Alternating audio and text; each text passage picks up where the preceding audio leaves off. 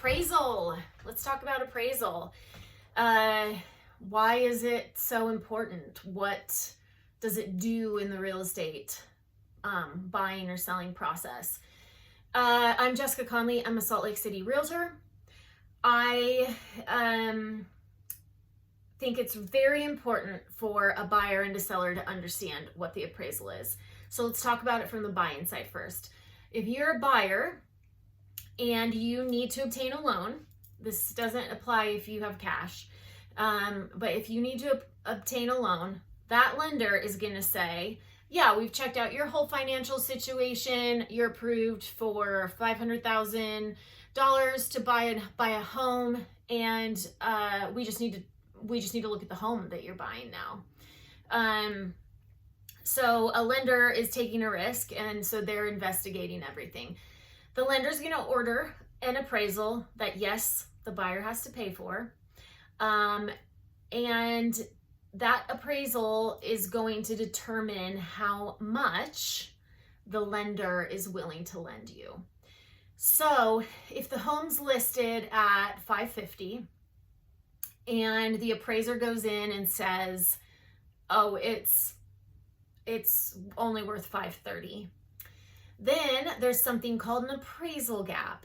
So $20,000 between what the appraiser says the home is worth and what the seller is wanting to sell it for.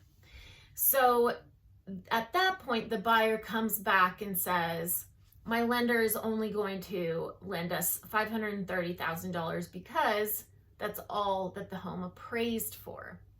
So this is why it's so important to evaluate the same data that an appraiser is looking at. So from the seller side, an appraiser comes into your home once you're under contract and evaluates the price of your home.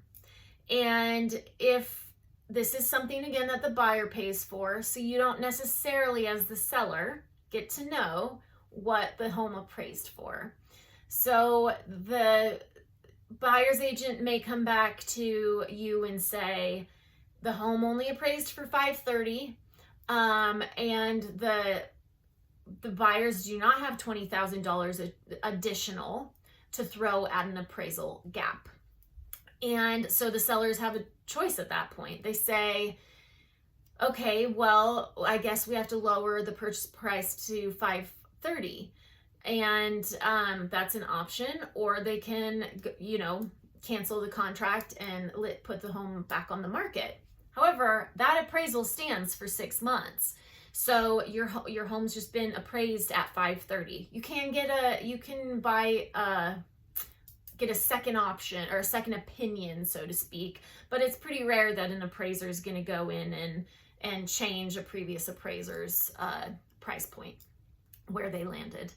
And so, hopefully your realtor helps you to avoid this by evaluating all that data before you choose your purchase price.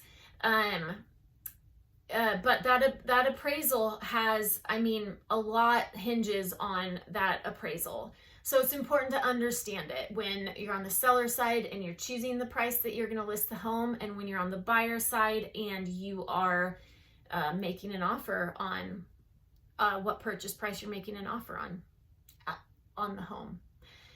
And that's it. That's appraisals.